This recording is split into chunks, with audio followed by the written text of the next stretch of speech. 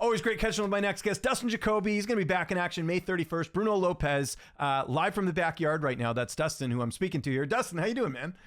What's up, buddy? I'm doing great, man. I've got a couple good sessions in this morning. I'm feeling camp's going well. Just got a little over 3 weeks left before May 31st, and Bruno Lopez, another opportunity to climb the ladder once again.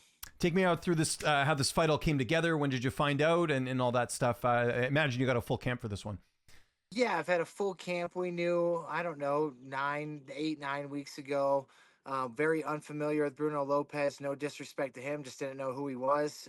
Tried finding some tape, could not. My good buddy pal Anthony Smith hooked us up with some tape. We gladly accepted the fight, man.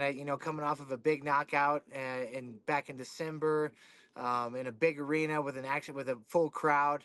I thought I'd get rewarded with, maybe a step up and another crowd moment. But unfortunately, we're at the Apex, and I have a tough opponent in Bruno Lopez. The guy's 14-1. Obviously, that's a good record, and brings a lot to the table. He's more of a grappler, so we've been planning accordingly. And I'm gonna go in there and do what I do, man. Sprawl and brawl, and make sure I get my hands raised. I imagine you wanted to fight sooner than this, though. Like, you came off that big win. Did you want to? Like, I know you enjoy the holidays too, but I'm sure that we're talking about a fight in May. I'm assuming you wanted to fight sooner than that. Well, unfortunately, I actually had a slight fracture in my foot from that Oh, okay. last fight, and I think it's something that a long career, man. It's just kind of been accumulating, and I had to take a little bit of time off and get that healed up. So that's why I'm waiting till May. Yeah, no, it makes sense. Makes sense. Take me through camp a bit. You mentioned Anthony Smith. He just fought. I'm assuming he's not in camp right now, sort of enjoying retirement. But who are you mainly working with? Usual guys, Cody Brundage, sort of the bigger names over there at Factory X. Yeah, usual guys. I tell you what, it was really nice. We had Julius Walker Oh, come by awesome. for about a Nice. month, and unfortunately, his trip was cut a little bit short. He had a family emergency that he had to go deal with, and Mhm. I think that he's recovering from that and doing well. But I tell you what, man, that kid is a beast. He's 25 years old. He's practically a heavyweight. That guy walks around, and he's a true 205er. I'm like 212 pounds right now. He's 240 pounds. Mhm. How he makes weight, I have no idea, but he was a great look, man. It was really good to mix it up with that kid. I'm very high on that kid, and he's got a very bright future ahead of him, and looking forward to working more with him in the future. I think he just got a fight booked, and I don't know when, where, who, but I do know I think that he'll be back in camp and hopefully back out to Factory X. So he was a great addition, working with guys like Cody Brundage, of course, Austin Jones, another guy that, man, I hope he gets his opportunity. He's got to get a in shot UFC. soon. I've been, I know, I've known about Austin forever. He's been on the cusp so many times, right?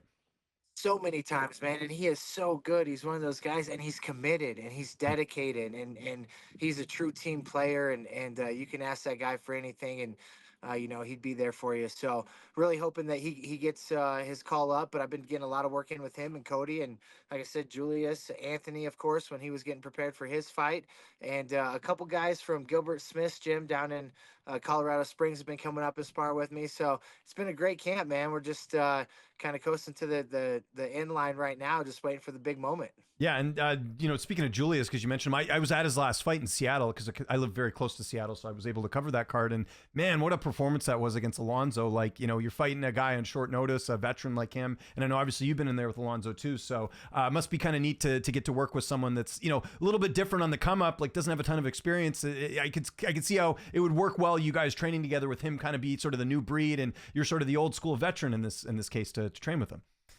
Yeah, it worked really well, except he had a whole plethora of tape on me, watching me for the Alonzo Minifield fight. So Yeah. he had me dialed in, man. He had a little few pointers, So he did really well with me, and really looking forward to his career.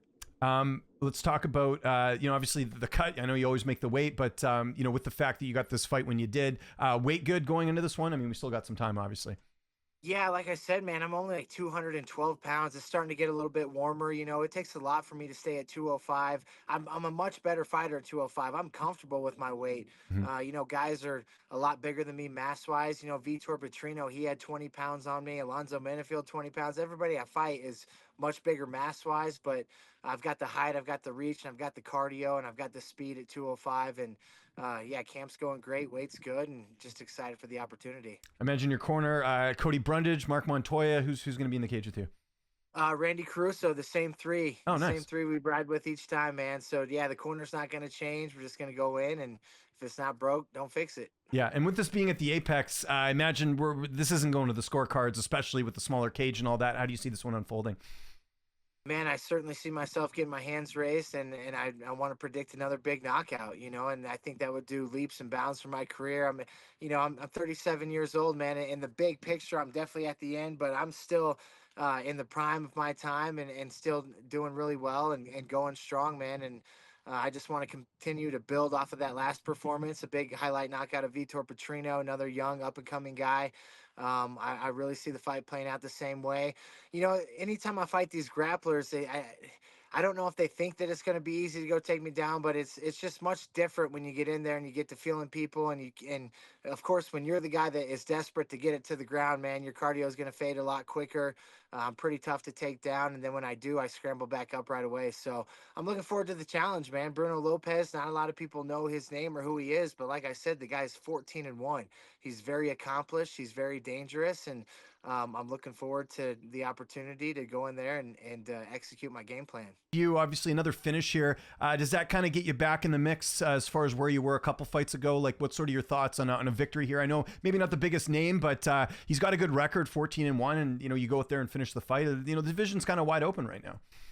I love it, man. Yeah, he doesn't have a big name, but again, I can't stress this enough. 14-1, man. That's a very accomplished mixed martial artist. I think I go in there and get another big knockout, and yeah, it puts me right back where I was. We're in a division that's looking for exciting fights and new blood at the top, man. And this is the third of my fourth contract of my fight too, so another stellar performance to get me a bump in pay and a re up with the UFC, and that's on my mind as well. So That's while good. that's not a big issue, it's definitely a goal to go in there and gives me more motivation to get the job done in a devastating fashion. One fight that was rebooked is coming up next month is the Jamal Hill and Khalil Rountree fight. And obviously you fought Khalil, and a lot of people felt like you did enough to win that fight. Is that a fight you want back at some point? Like you fought everyone, you've been in there with some of the best, but I'm sure that's one you would like to have again, just to, the judges getting this one right, or maybe even getting to finish them. Is that a fight you're kind of looking at down the line? Yeah, absolutely, man. And Khalil's still in the top 10. He's definitely a threat. He's got a target on his back, and I would love to get that one back. Any fight that I've lost, I'd love to get back. Mhm. Uh, that's just the nature of the beast. It's the nature of what we do. I'm certainly not opposed. I'd love to get the opportunity. And then just last sort of MMA related question, because we'll get to some golf. We can't not with the weather that you got right now, which is looking great. Did you see did you watch the Bo Nickal fight last week? What did you think of obviously him losing to Reiner to Ritter? A lot of fans coming after him for some of the stuff he said ahead of time. Like, did you see that? I'm sure at the very least you saw the result. Yeah, of course, man. I saw the fight. He was in there against a guy with a lot of experience, and there's nothing in this sport that replaces experience. And Bo Nickal is a great athlete. I think he got a little ahead of himself, saying the things he said, but at the same time, he says that because he believes it. And people that are calling him a fraud check and all that, man, he just fought a really good mixed martial artist and somebody with a lot of experience. So I am confident Bo Nickal's going to learn from that. He's going to build off of that, and it's going to fuel him and drive him to be even better. The saying that he might be a future champ one day is not out of the picture, man. That guy's got what it takes. He's got the heart. He's got the discipline and dedication. And I just think he ran into an experienced martial artist who it shows, man, that Mhm. there is levels to this. A guy that's been in there 20 plus times and has experienced a lot of success in his career and just a lot of ring time, man. A lot of time in that cage, a lot of time of rising to the occasion. That's what it's about, is being able to answer the bell answer the bell and your opportunity when it comes. And are you prepared and can you execute? And unfortunately, Bo came up a little bit short, but I'm confident he'll be back. Yeah, well said. And I think, the other thing that I think people are kind of losing sight of is, like, if Bo's winning, it's good for the division, right? Like, it's something to talk about. Like, you're always looking for kind of, storylines or, like, things to get excited about. And obviously with Bo's wrestling background, I think, him being in the division is good for the division, whether you like him or not. It's one of those things where, it adds a little bit of intrigue, right? Having someone with his pedigree competing in MMA. Absolutely, man. It goes without saying, the guy's still a phenomenal athlete, phenomenal mixed martial artist, and one of the best wrestlers to ever do it. So I look forward to his comeback. It's going to be great. Yeah. Let's talk some golfing. Have you been out much? And again, I know you golf a little bit during camp, but when was the last time you played? How's the golf game going this year? I have been. I actually played random, got a late notice call from Gaethje. We played on Sunday. Oh, nice. And yeah, I played well. Ended up getting the better of him that day, winning a little bit of money. But yeah, and actually, I'm gonna play later this afternoon. Got another last Look at minute you. call from Gaethje. Yeah, we're gonna play this afternoon. It's a beautiful day. It's not until 5, so hopefully the crowd will be by and we can squeeze in a quick 18, at least 14, 15, 16 of them. The sun will start setting about 8 o'clock. But looking forward to getting out, man. Golf game's good. My a goal after this fight is to get on the mic. They're going to ask me what's next. I'm going to tell them I want to play some golf. I want to play in the Internet Invitational in August. I want to Oh, play in that's the right. American Yeah. Century Championship. And then, I got to parlay this career into a little semi-pro golfer when it's all said and done, man. So I I got to like it. keep swinging them and doing my thing on the course. But I enjoy getting out, man. It's my favorite pastime, and it's just a lot of fun. Yeah, I love it too. It's so much fun. I'm not nearly as good as you are, but it's certainly fun to just get out and play with friends. Like I always tell this to people, like I'd rather go out with a group of friends playing golf than go to like a bar or something, because at least you're like doing something active and it's fun, and someone makes a good shot, bad shot. It's just like the best thing. If you're an older guy, you should be golfing. I don't know what the reason you wouldn't be golfing. It's awesome. I agree, man. Yeah. It's my favorite pastime. I love it. And here's another thing to consider, man, is I only play golf. I don't ever practice golf. So Yeah. after this fight, I would, if I can get into the Internet Invitational, the American Century Championship, any one of those big tournaments, if I could take some time, a month or two, and actually practice golf, my game would get so much better and I'd be able to, put it all together. But for a hack like me, I play once, twice a week. I go out there and I do well for what I do. Okay. If I could actually take some time and dial in the game, man, I could be dangerous. So you don't go to the driving range at all, then? Is what you're saying? You say you don't practice? I don't, man. I don't ever Wow. practice. I'll go to the range if I got a tee time. I'll make sure I get up there and swing 15, 20 times beforehand, but then it's Hmm. straight to the course. I never dial in my numbers. I never dial in my chipping, my putting. My putting's been atrocious so far. So, and I'm a good putter. I know that. So once that gets hot, that score is going to start to lower and drop. And I think my best score this year so far is a 78. Okay.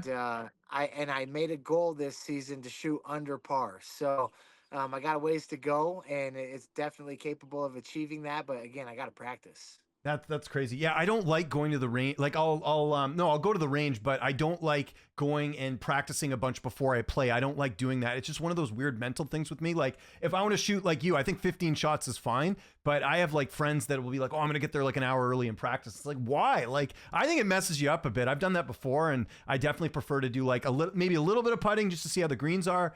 Maybe a shot or two, but I certainly prefer to kind of just jump in there, kind of like your style. But you mentioned something interesting there with Gaethje. I know some of the I know Mark sort of opened up the gym a bit, where there's guys coming now from other gyms to train with you guys. How long have you known Gaethje? Because obviously he's at a different gym, but how long have you guys been golfing together? I didn't even know you guys golfed.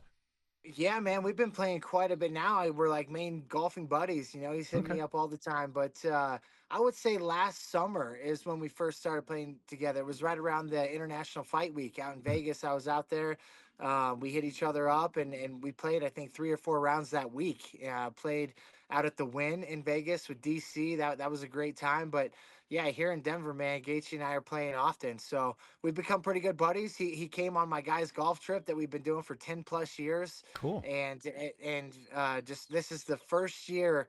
The last couple weeks, we had a couple guys back out, which has never happened, and an unfortunate uh, events. But fortunately, he was able to step in and come save the day, and we played. And over the course of 4 rounds, he beat me twice, I beat him twice, and we do Okay. Stableford scoring, a cumulative scoring all 4 rounds.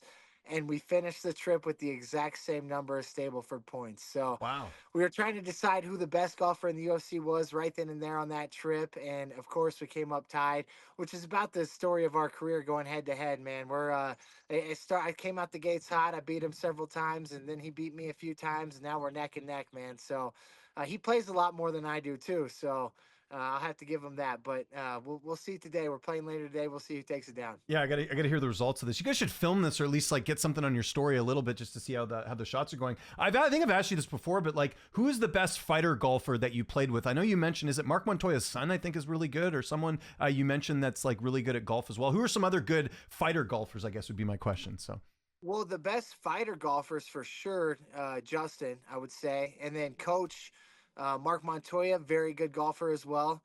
His son Wyatt Montoya, he's going to be a senior this year, dude. That kid is unbelievable. It's amazing what he can do it, and he's only been playing for 2-3 years now. So he's looking to get a college scholarship playing. Super excited for his future. But other than that, man, there's not really a lot of other fighters that play. We were talking Colin Anglin earlier. I have to Yeah. give him a quick shout out. The guy does not play like I play, but Mhm. when he does, he's a former hockey player. He still plays hockey. That guy can hit beautiful. He hits the shit out of the ball, and he has beautiful shots, man. If he played more, he would definitely be good. So, yeah, man, if there was a UFC tournament, Gaethje and I would be 1 and 2, hands down. Love it. I got to hop into another interview in a sec here, Dustin. Thanks so much for joining me here. If there's anyone you want to thank, any sponsors, any social media, I'll give you the last word. Yeah, man, just my team at Factory X, Landau Performance, Barwis, Iridium Sports Agency, my family and friends, training partners, everybody that believes me, man. I got a good support system, and it definitely helps along the way.